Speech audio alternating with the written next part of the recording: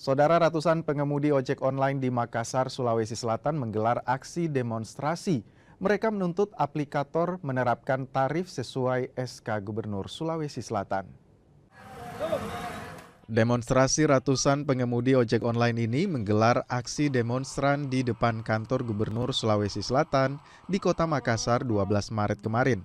Dalam aksinya, pengemudi ojek online ini memblokade dua ruas jalan Urip Sumoharjo dengan memarkir mobil di tengah jalan dan juga membakar ban bekas. Demonstrasi ini mendesak penyesuaian tarif sesuai dengan Surat Keputusan Gubernur Sulawesi Selatan tahun 2022 yang belum diterapkan oleh aplikator. Dalam SK, tarif dasar batas atas sebesar 7.485,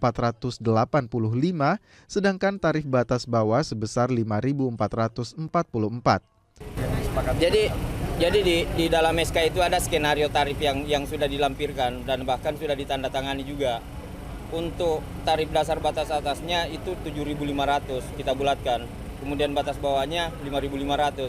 Jadi sesederhana itu yang kami minta. Jadi implementasi dari 7.500 itu, kemudian untuk 2 kilometernya dan kilometer selanjutnya di 3 kilometer sampai dan seterusnya itu 5.500. Jadi seperti itu. Sangat sederhana dan kami menganggap bahwa situasi itu legal karena sudah ada SK yang mengikat yang dalam perumusannya oleh seluruh stakeholder terkait.